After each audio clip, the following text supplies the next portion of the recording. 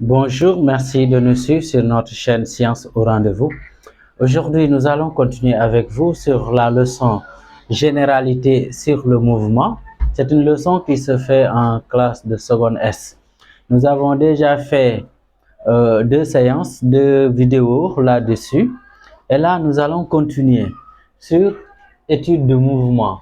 On va voir quelques mouvements et aujourd'hui, on va voir spécialement le mouvement rectiligne. Et d'une manière particulière, on va voir les équations horaires. Donc, quand est-ce un mouvement est dit rectiligne? Donc, si on parle de rectiligne, ça veut dire un mouvement qui s'effectue sur une droite. Et cela se fait quand le vecteur vitesse est constant. Donc, on dira que le vecteur vitesse doit être constant. Donc, il n'y a pas de changement de vecteur vitesse.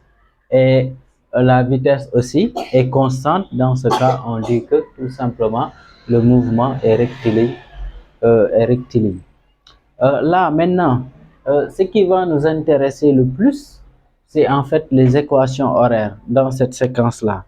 Équation horaire, donc, c'est une bonne partie de la leçon, qui est très importante. On l'appelle équation horaire. Souvent aussi, on l'appelle aussi loi horaire.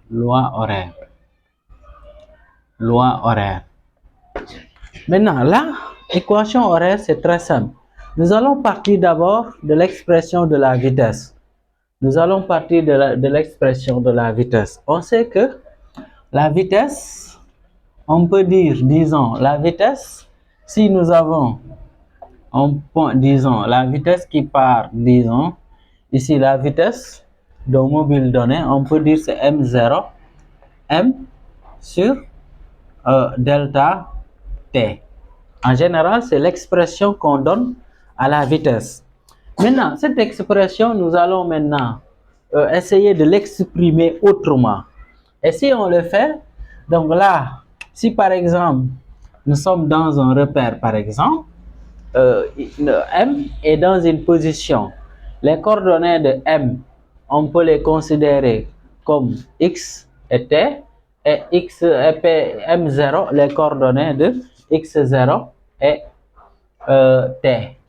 Et ici, on peut dire c'est X moins X0. Retenez bien ça. Donc, parce que si vous quittez de M0 à M, on peut faire la différence. On peut, ici, ici, on peut dire T moins T0. OK? Maintenant, là, si on reprend cette expression, on peut reprendre en disant V égale à X moins X0, le tout sur T moins T0. OK? Maintenant, on transforme ici. Si on transforme, on peut dire, on fait le produit de V fois là égale, disons, à la différence que nous avons ici. Donc, je peux dire V facteur de T moins T0 est égal à X moins X0. OK? Donc, c'est ça que nous avons. Et là, maintenant, si vous voulez, on peut développer un tout petit peu. On peut dire, on a, disons, on n'a pas développé, mais on change un peu. On peut dire V T moins T0 égale à, là, avant de mettre égal, on peut déplacer le X0. Le moins X0, si on le déplace, ça devient plus X0. Donc ici, égal à X. Autrement dit, d'une manière un peu plus simple, on peut dire tout simplement là que ici, X égale à V facteur de T moins T0 plus X0. Et donc, c'est ça, en fait, ce qu'on appelle l'équation horaire ou bien la loi horaire. Et l'équation horaire permet tout simplement de donner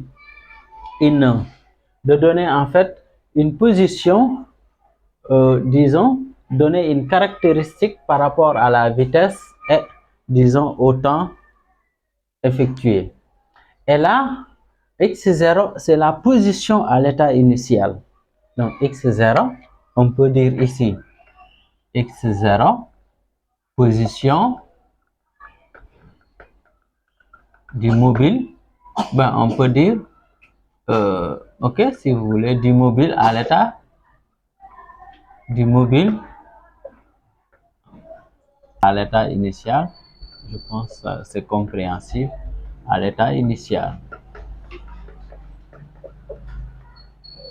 Ok? Et là, maintenant, x, ici, t0, ce n'est rien d'autre, l'origine, disons, des dates. L'origine du temps, si vous voulez. Ok? Donc, c'est un peu ça qu'on appelle l'équation horaire. Maintenant, souvent, il peut arriver que, à l'origine des temps, que t0 égale à 0. Et dans ce cas, si t0 égale à 0, dans ce cas, on aura, alors tout simplement, on aura une équation horaire qui sera celle-là. Ici, une équation horaire. On aura x égale à v t plus x0.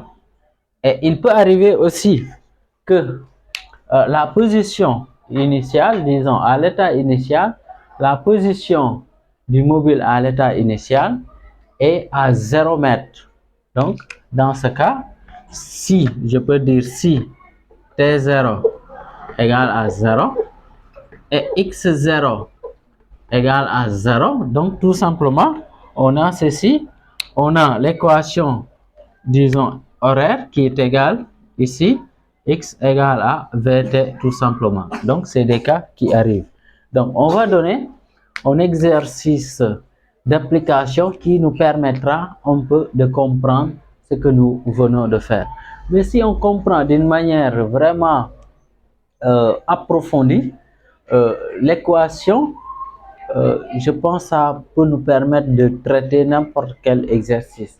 Là aussi, ce qu'il faut comprendre, chaque fois on parle de l'équation horaire, il faut aussi d'abord définir le sens du déplacement.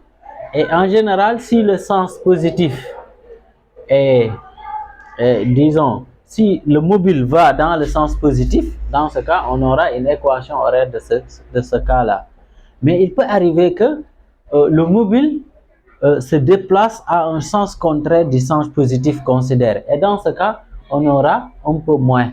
Donc, moins v t facteur de t moins t0 plus x0. Donc, on va donner un exercice où nous allons tenir compte de tous ces paramètres-là. Nous avons un exercice d'application et nous allons le résoudre ensemble. Là, on va lire attentivement l'exercice d'application. On nous dit un automobiliste A1 quitte Dakar pour Saint-Louis. Après 36 minutes du départ de A1, un autre automobiliste A2 quitte Saint-Louis. Donc là, c'est quitte. Un autre automobiliste quitte Saint-Louis pour Dakar en roulant à la vitesse moyenne de 90 km/h. Les deux villes sont distantes de 280 km. La première question ici, écrit les équations horaires des mouvements de A1 et A2. La deuxième question, petit a, à quelle date les deux automobilistes vont-ils se croiser? Et petit b, déduisant cette distance par rapport à D, par rapport à Dakar. Ok, allons-y. Nous allons essayer de résoudre l'exercice ensemble. Et ici, on peut mettre corriger pour gagner un peu d'espace. Corriger. Là, maintenant, ce qu'il faut comprendre, on peut schématiser un peu le problème en tant que tel. On schématise. Donc là, on considère ici, nous avons deux villes Ici, nous sommes la ville de Dakar. Ben, Dakar, on va abréger par DK tout simplement. La ville de Dakar est là.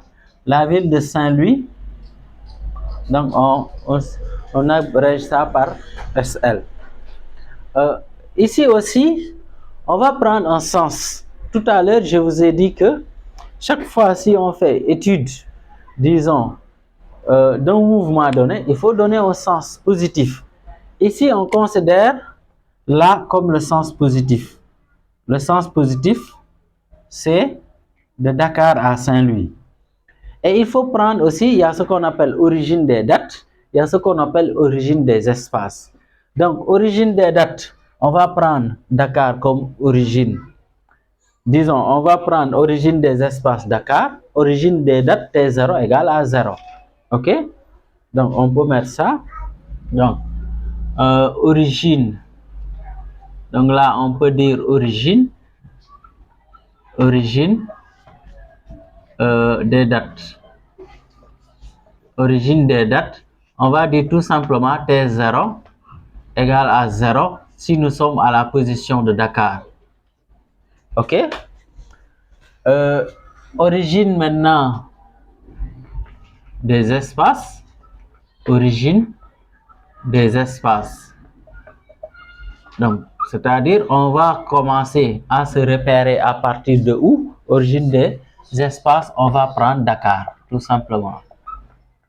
Et le sens, nous l'avons dit tout à l'heure, le sens du déplacement, c'est de Dakar, Saint-Louis. OK? Donc, ça, c'est des informations capitales à connaître. Une fois on a ces informations, le reste maintenant, il faut connaître fondamentalement, disons, l'équation horaire, disons la formule. La première question, c'est, on va dire, écrivons tout simplement, écrivons les équations horaires. Pour ne pas compliquer les choses, écrivons les équations horaires.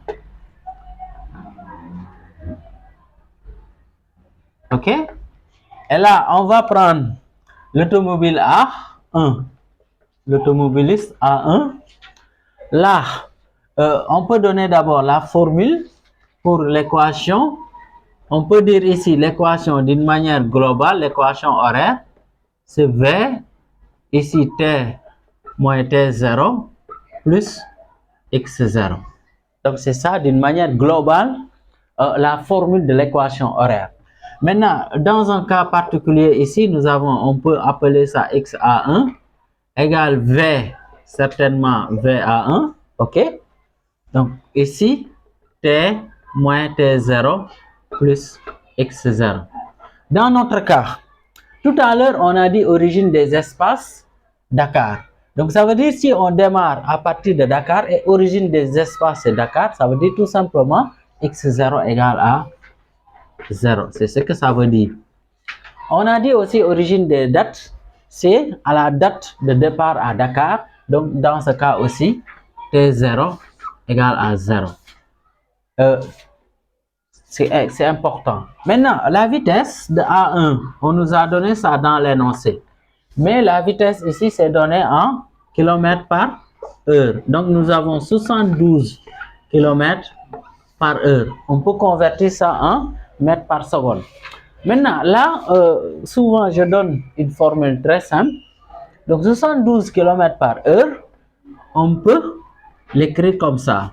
72 km sur une heure. Et là, si on veut avoir ça en mètres par seconde, il faut convertir ça en mètres, il faut convertir ça en secondes, et vous faites tout simplement le quotient. 72, vous convertissez en 72 km, vous convertissez en mètres, ça donne 72 000. Donc, on aura 72 000. Une heure, on sait qu'égale à 3600.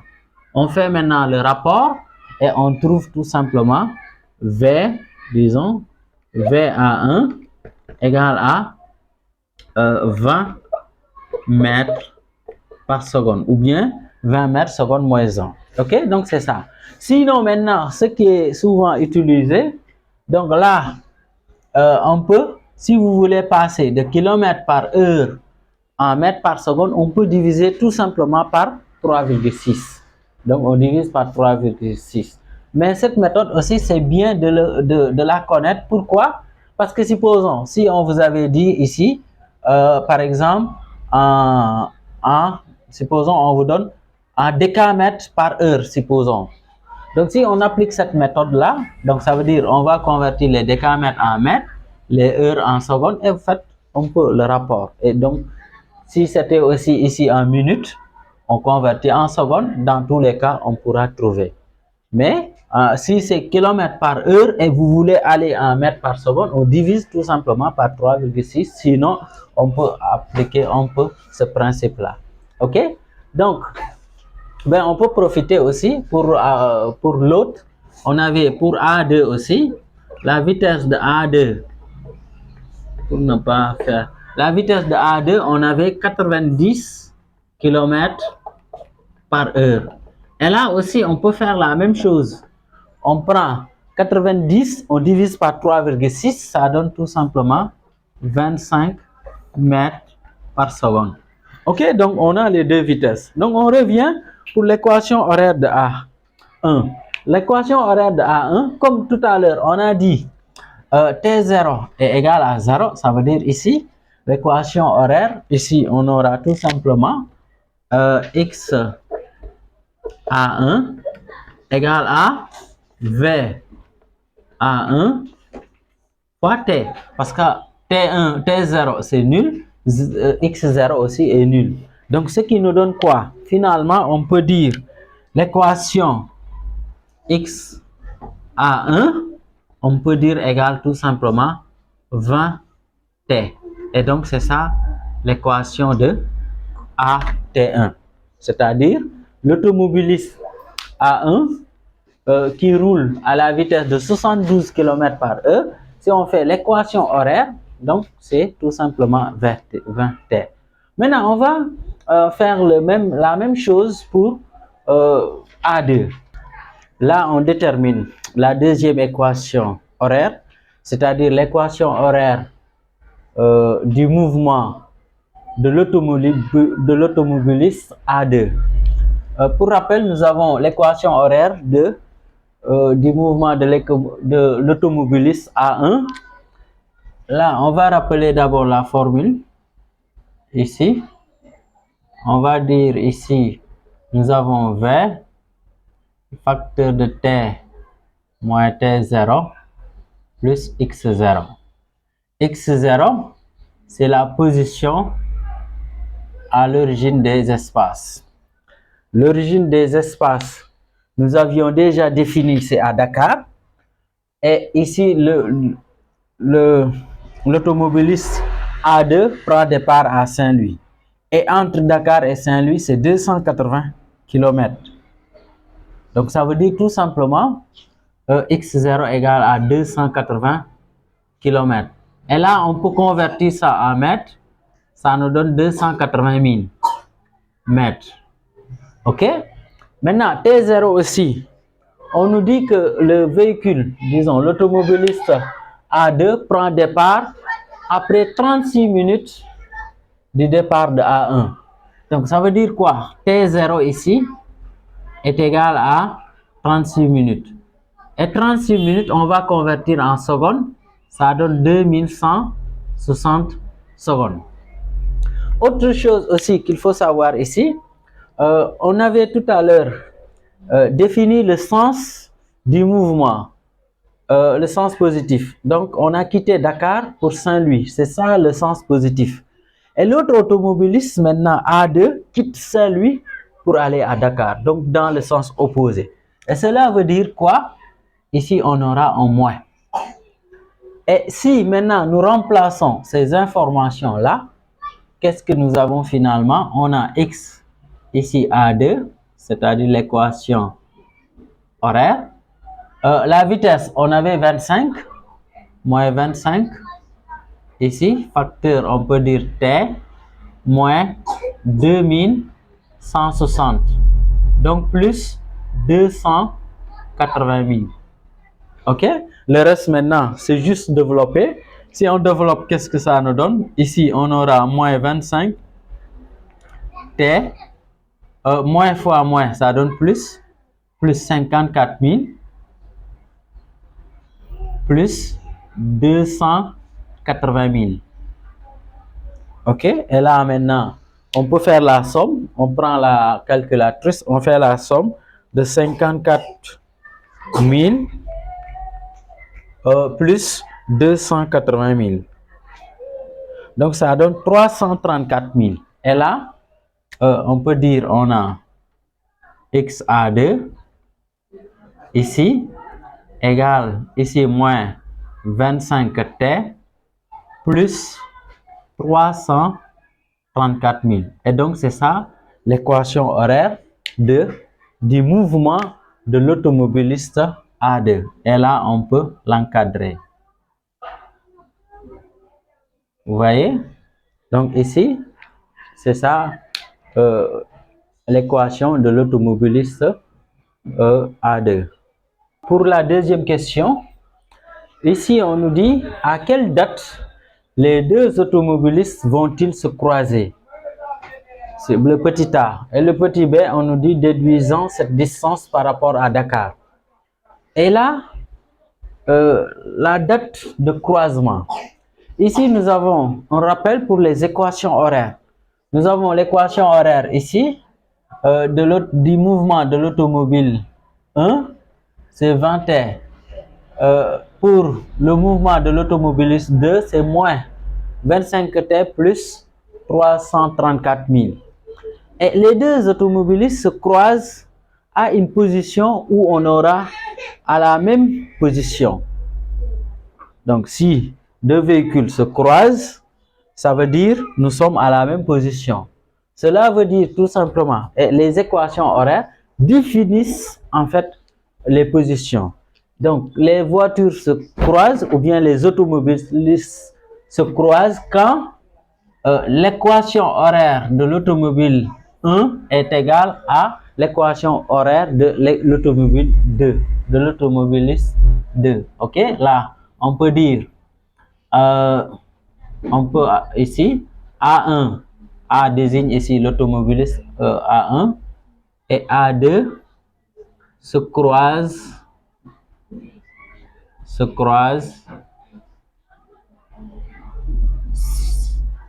si et seulement si et seulement si. Ici, on peut dire tout simplement XA1 égale à XA2, c'est-à-dire l'équation horaire. Donc, il y a une égalité entre les deux équations horaires. Maintenant, on exploite tout simplement cette relation. Ici, nous avions 20T égale à moins 25T plus 334 000. Et là, ben, on transforme rapidement, on déplace le moins 25, ça devient plus 25. On aura 20 plus 25, ça donne directement 45. Ben, sinon, on fait doucement. Plus 25 égale à 334 000. OK? Et là, on peut dire 45T égale à 334 000. Et là, on peut déterminer T rapidement. Et T ici, ce n'est rien d'autre, la date de croisement. 334 000, on divise par 45. Là, on peut prendre la calculatrice. On peut, pour faire le calcul rapidement, là, je prends 334 000 divisé par 45. Donc, ça nous donne 7422. Bon, il y a virgule 22, on peut arrondir par défaut. 7422. 7422. Et ici, secondes. Et là, on peut convertir ça en heures et en minutes. Donc, pour convertir en heures et en minutes, on peut prendre 7422, on divise par 3600.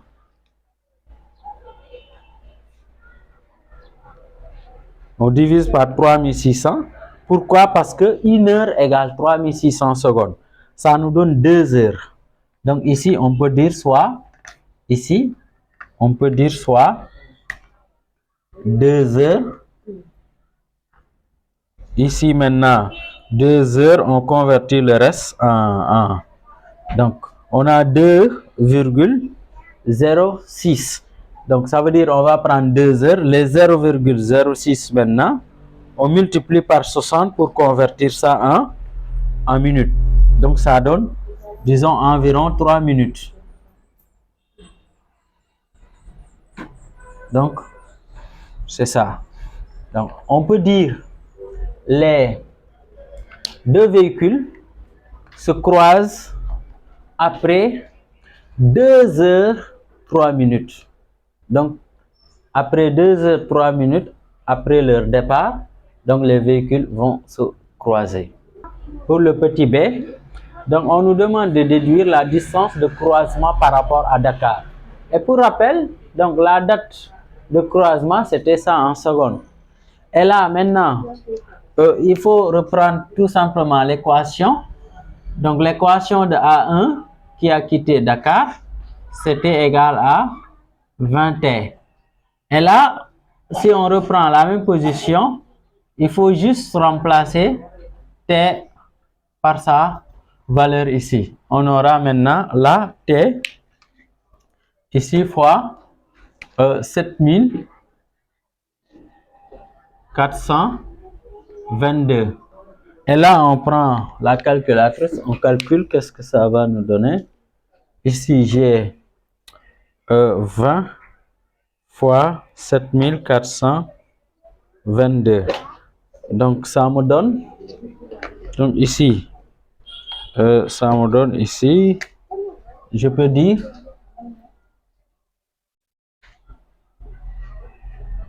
donc ça me donne ici 148 440 ici en mètres, soit tout simplement 148,44 km.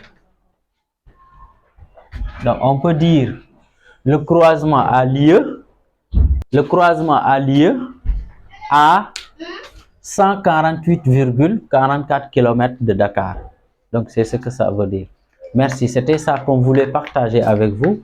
Merci de nous avoir suivis. Merci de liker la vidéo, de la partager et surtout de vous abonner si ce n'est pas encore fait.